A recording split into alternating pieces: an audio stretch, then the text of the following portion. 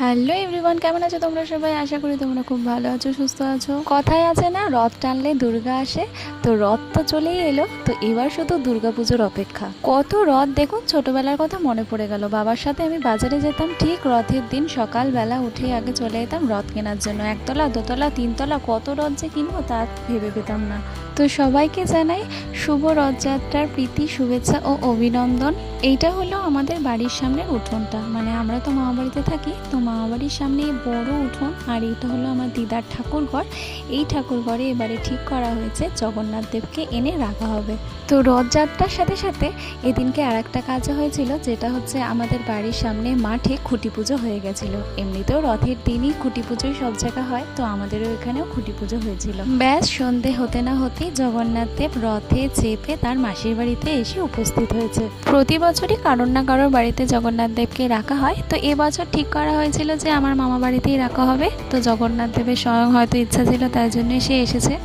এই দিনকে আমাদের বিয়ের প্রথম মার্কেটিং শুরু করা হয়েছিল, তাই জন্য আমরা আর খুঁটি পুজোতে থাকতে পারিনি, সেই ভিডিও তাই আপনাদেরকে আর শেয়ার করতে পারিনি।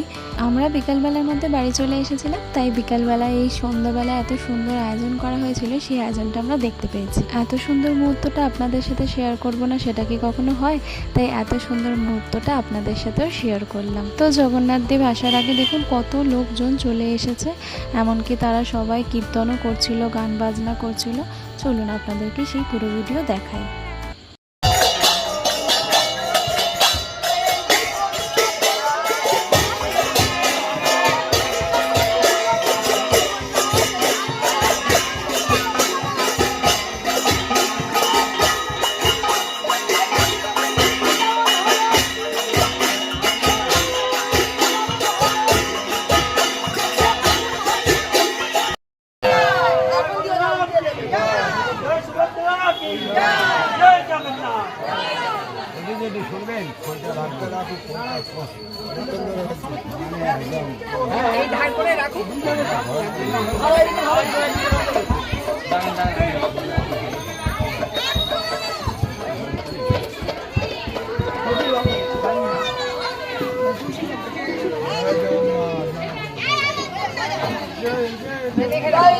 জয় জগন্নাথ, জয় বলরাম, জয় সুভদ্রা।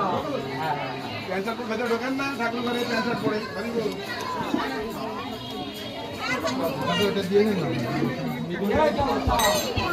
দেখলেন কি সুন্দর ফুলের রথে চেপে জগন্নাথ দেব বাড়িতে এসে উপস্থিত হলো মাসির বাড়িতে। তারপর এখানে পুষ্পবৃষ্টি করানো হচ্ছিল, মানে ফুল ছিঁড়ে ছিঁড়ে সেগুলো সব ছড়ানো হচ্ছিল চারিদিকে।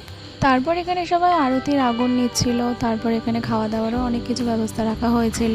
এখানে খাজা, গজা, ফল, নানা রকমের কিছু খাবারের ব্যবস্থা করা হয়েছিল। আর সেই সময় দেখা যাচ্ছিল আমাদের বাড়ির সামনে দিয়েই একটা বড় রথ আসে, প্রতি বছর যায়, সেই রথটা আসছিল, তাই দৌড়ে চলে এসেছিলাম সেই রথটা দেখতে। দেখুন এই রথটাও কত সুন্দর, আর এই রথটা অনেক বড়, আর তাই তাড়াতাড়ি করে আমিও একটুখানি ছুটে চলে গেছিলাম রথের দড়িটা একটু টানবো বলে। তো সবার রথযাত্রা খুব ভালো হোক, শুভ হোক। সবাই ভালো থাকবেন, সুস্থ থাকবেন। আর আমার ভিডিওটা যদি ভালো লাগে অবশ্যই একটা লাইক, কমেন্ট আর আমার চ্যানেলটা কিন্তু সাবস্ক্রাইব করতে একদম ভুলবেন না। জয় জগন্নাথ, জয় সুভদ্রা, জয় বলরাম। আমাদের তো রথযাত্রা খুবই ভালো কাটলো, আশা করি আপনাদেরও রথযাত্রা খুব ভালো কেটেছে। আজকের মতো এখানেই শেষ করলাম, দেখা হবে আবার পরের ব্লগে। আমার সাথে সাথে আপনাদেরও একটু রথযাত্রা দেখা হয়ে গেল। তো সবাই ভালো থাকবেন, সুস্থ থাকবেন। আজকের মতো এখানেই শেষ করলাম, সবাইকে টাটা।